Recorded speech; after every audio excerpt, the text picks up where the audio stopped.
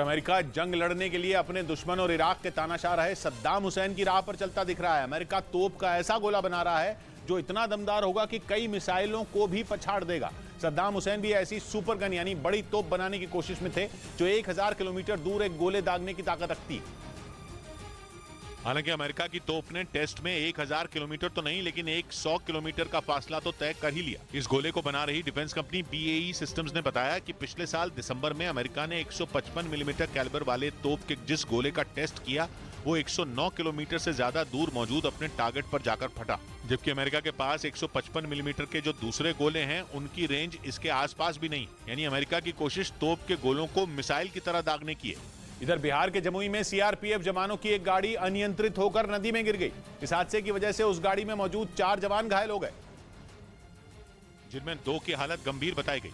CRPF जवानों की गाड़ी उस वक्त हादसे का शिकार हुई जब एक गाड़ी ने उन्हें ओवरटेक किया, जिसकी वजह से CRPF जवानों की गाड़ी अनियंत्रित होकर नदी में गिर गई। इस बीच दावा किया गया कि अमेरिका ने अपने परमाणु बॉम्बर B-52 को उत्तर कोरिया की हवाई सीमा में उड़ाकर किम जोंग उन को दहशत में डाल दिया। अमेरिका का दावा है कि उत्तर कोरिया नए परमाणु मिसाइल के परीक्षण की तैयारी में है, जिसके बाद किम जोंग उन को कड़ा संदेश देने के लिए ही बाइडेन ने B-52 बॉम्बर उत्तर कोरिया पहुंचाए। ये बॉम्बर वहां दक्षिण कोरिया के साथ जारी युद्धाभ्यास के लिए पहले से मौजूद थे और जब उत्तर कोरिया के परमाणु परीक्षण की खबर सामने आई तो अमेरिका ने इन्हें उड़ाकर किम जोंग उन को चेतावनी दे दी, क्योंकि महीने भर पहले ही किम जोंग उन की बहन ने दक्षिण कोरिया और अमेरिका को अंजाम भुगतने की धमकी दी थी और महीने भर बाद एक और परमाणु मिसाइल का परीक्षण दक्षिण कोरिया के लिए खतरनाक साबित हो सकता था। इसलिए अमेरिकी फौज ने इस सैन्य अभ्यास को बढ़ाने का फैसला भी लिया था। हालांकि उत्तर कोरिया फिर भी मिसाइलों की टेस्टिंग से बाज नहीं आया, जिसके बाद अमेरिका ने अपने शक्तिशाली B-52 बॉम्बर को उड़ाकर उसे हद में रहने की चेतावनी दी। इधर दिल्ली के पूर्व डिप्टी CM मनीष सिसोदिया को राउज एवेन्यू कोर्ट से राहत नहीं मिली। अदालत ने उनकी न्यायिक हिरासत 17 अप्रैल तक बढ़ा दी। यानी मनीष सिसोदिया को अभी जेल में ही रहना होगा। अब उनकी जमानत पर 12 अप्रैल को सुनवाई होगी। ED ने मनी लॉन्ड्रिंग के केस में उन्हें गिरफ्तार किया था।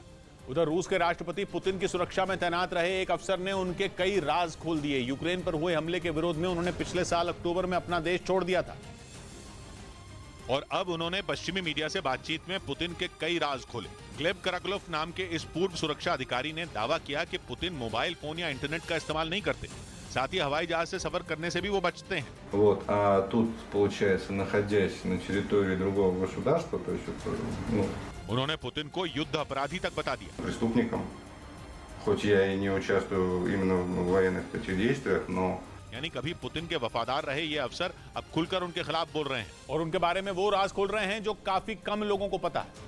ग्लेब कराक्लोफ 2009 से 2022 तक पुतिन की सुरक्षा टीम का हिस्सा थे, जो पिछले साल परिवार के साथ तुर्की के रास्ते लंदन पहुंच गए। वहीं पर उन्होंने पश्चिमी मीडिया को दिए इंटरव्यू में पुतिन के डर का जिक्र किया।